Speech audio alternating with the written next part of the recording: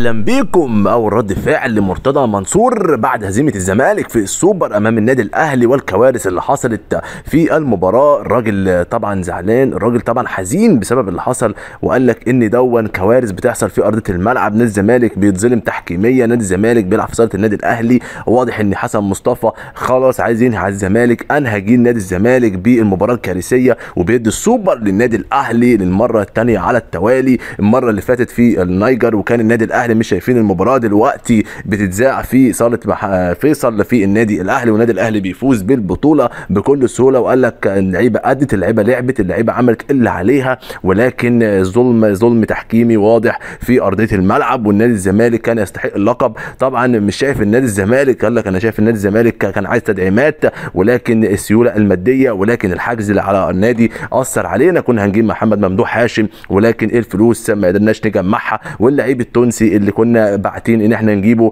اللاعب اتاخر وما جاش وما تأيدش، وكده ان لعيبنا ناقصين، والنادي الاهلي قدر ان هو يسيطر. ولكن نادي الزمالك يا جماعه قال ان هو اتظلم تحكيميا، ونادي الزمالك كان الاقدر بالفوز، ولكن لولا حسن مصطفى اللي بيساعد الاهلي وبيساعد محمود الخطيب قلبا وقالبا هو اللي اثر على النتيجه، هو اللي اثر على الزمالك ان هو يخسر بطولتين سوبر. الزمالك اللي هو كان ملك كره اليد في مصر قال لك يا باشا احنا بنفوز في كره اليد ومقصرين، واحنا في افريقيا وفي السوبر الافريقي واخدين 7 مرات والاهلي واخده 3 مرات. لكن نادي الزمالك بمؤامره بتتم عليه مؤامره من الخارج ومن الداخل، ونادي الزمالك بينهار في كره اليد اللي خسر من النادي الاهلي 3 مباريات، خسر الدوري وخسر الكاس وخسر السوبر. ان النادي الاهلي يحط على النادي الزمالك بالطريقه دي وضع صعب جدا، لكن بيقول في تدعيمات قويه هعملها. ولكن يا جماعه كله كلام وكله مش هيحصل، ونادي الزمالك بينهار في كره اليد. نادي الزمالك اللعيبه بقت عواجيز، اللعيبه بقتش قادره، اللعيبه ما بقتش قادره تجاري المباراه. واضح حتى لعيبه نادي الزمالك في الهجمات المرتده، نادي الزمالك مش قادر من الحاله الدفاعيه للحاله الهجوميه